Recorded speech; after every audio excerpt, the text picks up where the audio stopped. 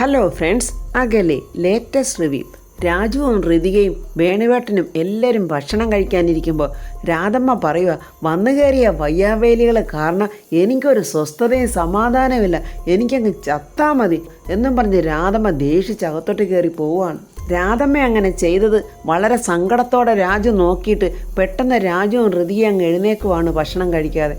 അത് കണ്ടുകൊണ്ട് വേണുവേട്ടൻ പറഞ്ഞു, നീ എന്തിനാടാ എഴുന്നേറ്റത്? എനിക്ക് വേണ്ടച്ചാ. വേണ്ടെന്നോ? നീ അവിടെ നിന്ന് ഭക്ഷണം കഴിക്കടാ.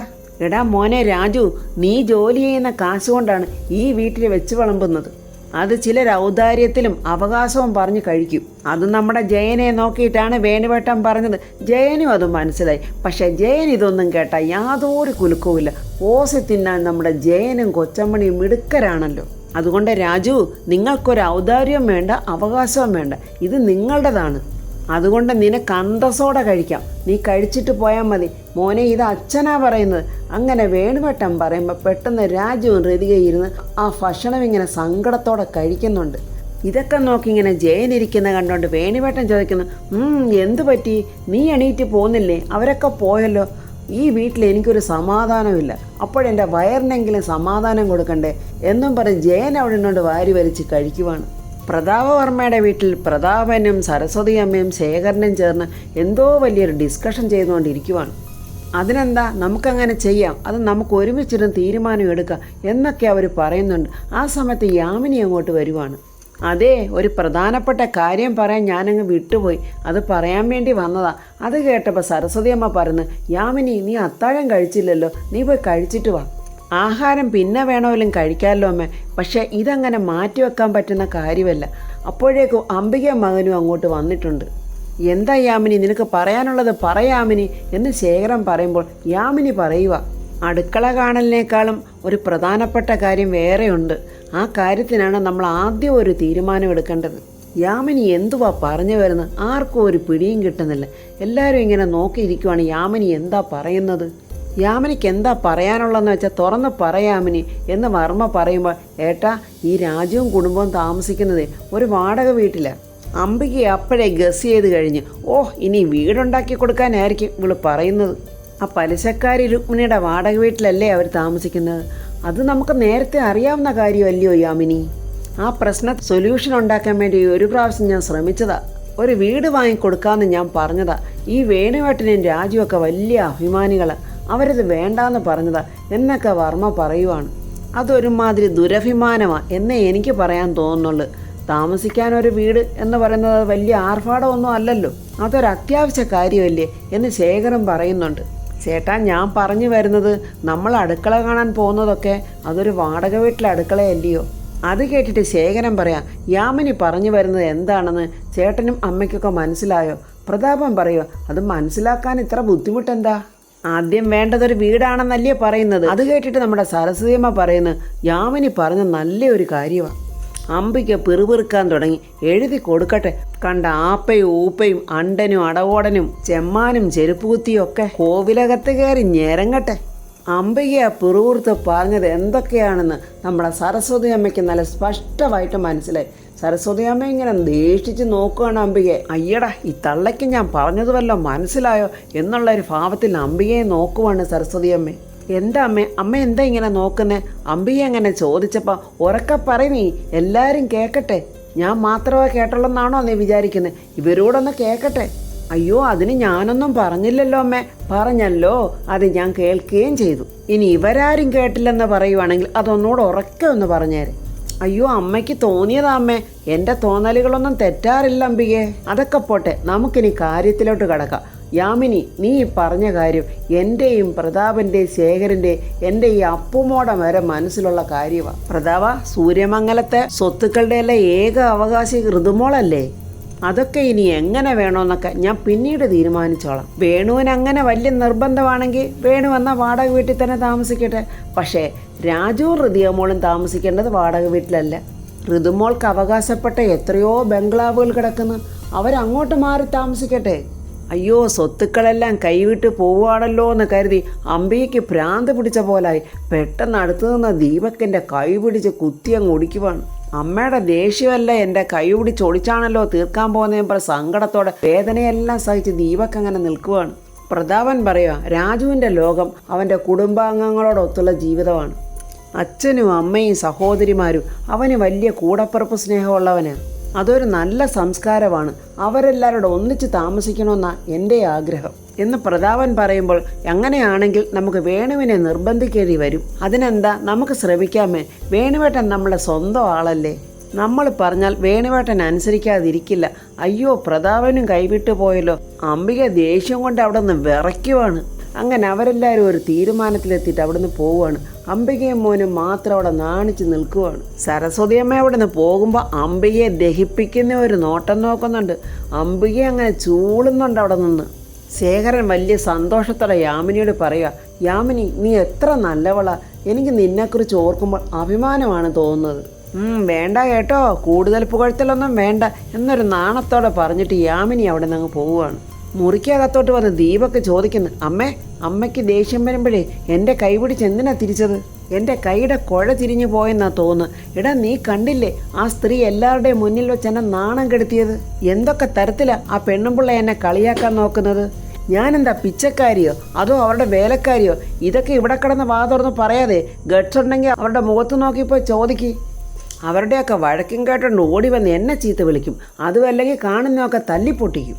എടാ, നീ കണ്ടില്ലേടാ അവരെന്നെ നിരന്തരം ആക്ഷേപിക്കുന്ന കണ്ടിട്ടേ എൻ്റെ ആങ്ങളമാർക്ക് ഒരു കംപ്ലൈൻറ്റും ഇല്ല. ആ ശേഖരനുണ്ടല്ലോ, അവനെ ആക്കിയ ഒരു ചിരി. പ്രതാപനും മൗനവ്രതം, ഇവനൊക്കെയാണോ കൂടപ്പറപ്പുകൾ? അത് കേട്ടിട്ട് ദീപക്ക് പറയാ, അവരെ കൂടപ്പറപ്പുകളൊന്നും അല്ല, കുതികാല് വെട്ടുകാരാ. അവരുടെ മുന്നിൽ ഞാനൊരു ക്രിമിനലുവാ. അമ്മ എന്താ അതൊന്നും കാണുന്നില്ലേ? ഞാൻ കാണുന്നുണ്ടടാ. നീ ആ ദിവ്യയുടെ കേസിലെ നാണം കെട്ട് നിൽക്കുമല്ലയോ. അതിനിപ്പം ഞാൻ എന്ത് ചെയ്യാൻ പറ്റും? അമ്മ അന്നും ഇന്നും ചെയ്തത് വെച്ച് നോക്കുമ്പോൾ അമ്മ എന്തൊക്കെ ക്രൂരതകളാ കാണിക്കുന്നത്. എന്താടാ നീ എന്നെ വിസ്തരിക്കാൻ ഇറങ്ങിയിരിക്കുക? അങ്ങനല്ല, അമ്മ എന്നെ കുറ്റപ്പെടുത്തിയപ്പോൾ ഞാനും പറഞ്ഞെന്നേ ഉള്ളു. നീ കേട്ടില്ലേടാ ആ തള്ള പറഞ്ഞത്? അവനെ അവളെയും കൂടെ ബംഗ്ലാവിലോട്ട് മാറ്റാൻ പോവാന്ന്. നമ്മുടെ സ്വപ്നങ്ങളെയൊക്കെ തകർത്തവളവള്. അവളെ വിടേണ്ടത് ബംഗ്ലാവിലേക്കല്ല, തെരുവിലേക്ക്. എല്ലാം കൈവിട്ട് പോയില്ലേ അമ്മേ? ഇനി പറഞ്ഞിട്ടെന്താ കാര്യം? എടാ, അതിന് കൈവിട്ട് പോയതല്ലല്ലോ, കൈവിട്ട് കളഞ്ഞതല്ലേ. കല്യാണ മണ്ഡപം വരെ ഞാൻ കൊണ്ടെത്തിച്ചതായിരുന്നു. എൻ്റെ മാത്രം ബുദ്ധി കൊണ്ട് ഞാൻ അതൊക്കെ ചെയ്തതായിരുന്നു. അപ്പോഴല്ലേ എല്ലാം ഇടുത്തി വരുന്ന പോലെ വന്ന് സംഭവിച്ചത്. തകർത്ത് കളഞ്ഞില്ലേടാ മരമണ്ട നീ നിൻ്റെ ജീവിതം. അന്ന് ഋതികയെ നീ കല്യാണം കഴിച്ചിരുന്നെങ്കിലേ നിൻ്റെ തലവരെ ഇതൊന്നും അല്ലായിരുന്നു. രാജകുമാരനായിട്ട് നീ മാറുമായിരുന്നു, ഈ കണ്ട സ്വത്തിൻ്റെ എല്ലാം അവകാശിയായിട്ട്. എടാ, പിന്നീട് കള്ളു കുടിച്ചും ദൂർത്തടിച്ചും പിന്നെ നിനക്ക് എങ്ങനെയൊക്കെ വേണമെങ്കിലും ജീവിക്കായിരുന്നു. ആര് ചോദിക്കാനാ നിന്നോട്? എല്ലാം കൊണ്ടുപോയി നീ നശിപ്പിച്ചില്ലേ. അമ്മ എന്തിനാ ഇങ്ങനെ എപ്പോഴും പറഞ്ഞ് എന്നെ സങ്കടപ്പെടുത്തുന്നത്? എല്ലാം സംഭവിച്ചു പോയില്ലേ? ഇതൊക്കെ കാണുമ്പോൾ എനിക്ക് ദണ്ണം ഉണ്ടടാ. മണ്ണും ചാരി നിന്നവൻ പെണ്ണിനെയും കൊണ്ട് പോയില്ലേ? ഞാനും നീയും സ്വപ്നം കണ്ട സ്വത്തുക്കളെല്ലാം കണ്ടവന്മാരടിച്ചോണ്ട് പോയില്ലേ? ആ ഡ്രൈവറുടെ മകൻ അങ്ങനെ കോടാനുകോടിയുടെ ഉടമയായി മാറിയില്ലേ? എൻ്റെ അമ്മ ഒന്ന് ധൈര്യത്തെ ഇരിക്കും. ആ രാജുവിനെയും അവനോടൊപ്പം ഇറങ്ങിപ്പോയ അവളല്ല ഋതികയും ആ നശിച്ച കുടുംബത്തെയും ഞാൻ തെരുവിലോട്ടിറക്കും. പിച്ചച്ചട്ടി എടുത്ത് ഞാൻ തെണ്ടിപ്പിക്കും. അവനെ ഇല്ലാതാക്കാൻ വേണ്ടി അമ്മ പറയുന്ന എന്തും ഞാൻ ചെയ്യും. അമ്മ എന്നോട് പറഞ്ഞാൽ മാത്രം മതി. അതേടാ മോനെ, ഇതൊന്നും അവനും അവളും കൂടി കൊണ്ടുപോകാൻ പാടില്ല. ആ രാജുവിനെ ഋതിയെ ഇല്ലാതാക്കണോടാ നമുക്ക്. അമ്മേ, ഈ ഫോൺ എടുത്തിട്ട് ഒരൊറ്റ കോൾ ചെയ്താൽ മതി. ബോംബെയിൽ നിന്ന് നല്ല ഒന്നാന്തരം കില്ലറന്മാർ അവരിഞ്ഞെത്തും.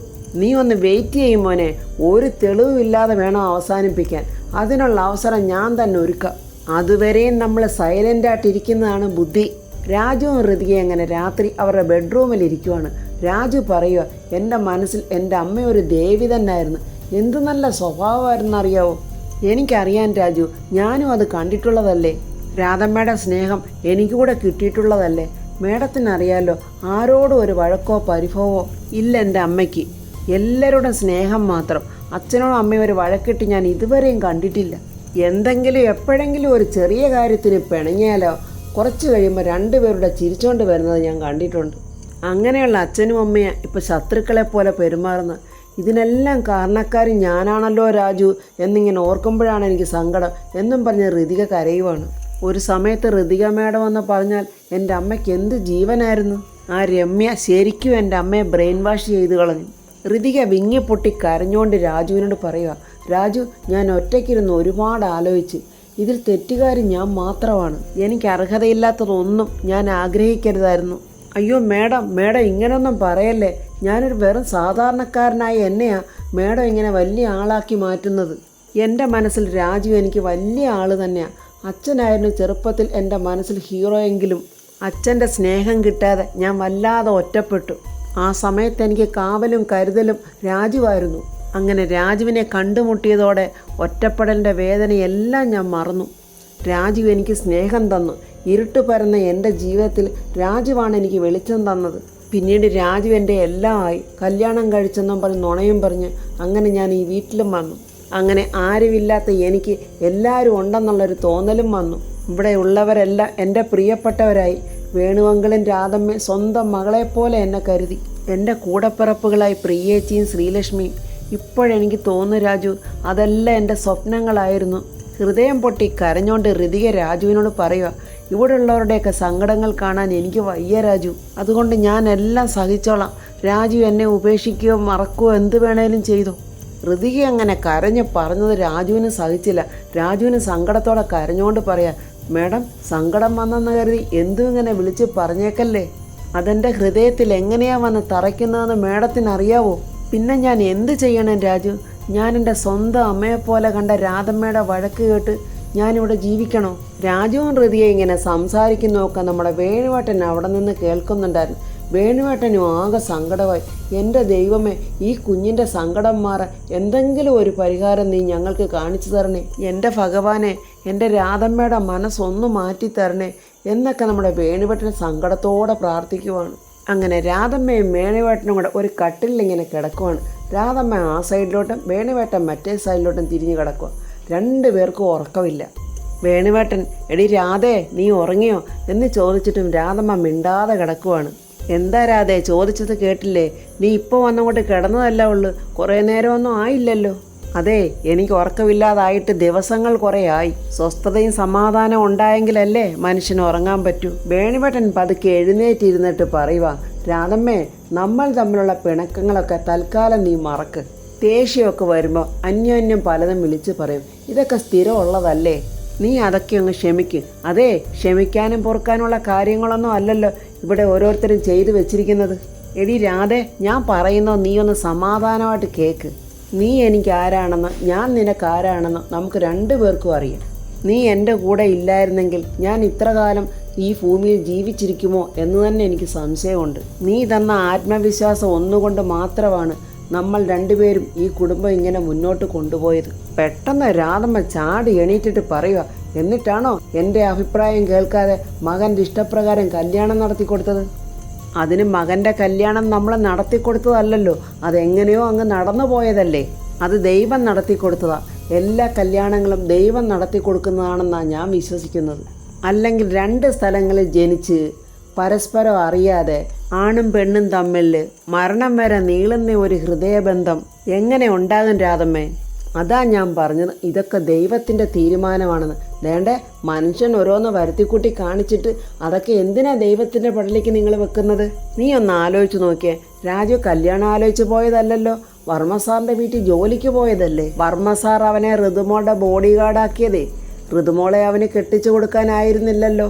അത് കഴിഞ്ഞ് ഉണ്ടാക്കിയതുമായ പുകിലുകളെല്ലാം നിനക്കറിയാവുന്നതല്ലേ. ദൈവം അവൻ്റെ തലയിൽ എഴുതിയത് ഋതുമോടെ പേരാണ്. ദൈവത്തെ എന്നെ മറന്ന് നിങ്ങൾ അവളെ എൻ്റെ മോൻ്റെ തലയിൽ കെട്ടിവെച്ചതല്ലേ. എൻ്റെ മോനെ അവളോട് പ്രേമം ഒന്നും ഉണ്ടായിരുന്നില്ല. അവൻ രമ്യയെ കല്യാണം കഴിക്കാൻ തയ്യാറായതുമായിരുന്നു. എൻ്റെ രാധേ, നല്ല കാര്യങ്ങൾ പറഞ്ഞു വരുമ്പോൾ ആ ചെകുത്താൻ്റെ കാര്യം പറഞ്ഞുകൊണ്ട് വരല്ലേ. നിനക്ക് തന്നെ അറിയാവുന്ന സത്യം നീ മനഃപൂർവ്വം മറച്ചു വെച്ചിട്ടാണ് രമ്യയെ കൂട്ടുപിടിക്കുന്നത്. വേണുവേട്ടൻ അങ്ങനെ പറഞ്ഞപ്പോൾ രാധമ്മയ്ക്ക് ഉത്തരം മുട്ടി. രാധമ്മ ഇങ്ങനെ കണ്ണും മിഴിച്ച് നോക്കിയിരിക്കുവാണ്. അപ്പോൾ ഫ്രണ്ട്സ്, ഇനി എന്താണ് രാധമ്മയുടെ തീരുമാനം? ഋതിക രാജുവിനെ വിട്ട് വർമ്മസാറിൻ്റെ അടുത്തോട്ട് പോകുമോ, അതോ ഇനി അതിനു മുമ്പ് തന്നെ സരസ്വതി അമ്മ വന്ന് ഇതിനൊക്കെ പരിഹാരം കാണുമോ എന്നൊക്കെയുള്ള റിവ്യൂവുമായി നമുക്ക് നാളെ കാണാം. എൻ്റെ ഈ റിവ്യൂ ഇഷ്ടപ്പെട്ടാൽ ലൈക്കും കമൻസും, സബ്സ്ക്രൈബ് ചെയ്യാത്തവർ സബ്സ്ക്രൈബ് ചെയ്യണേ.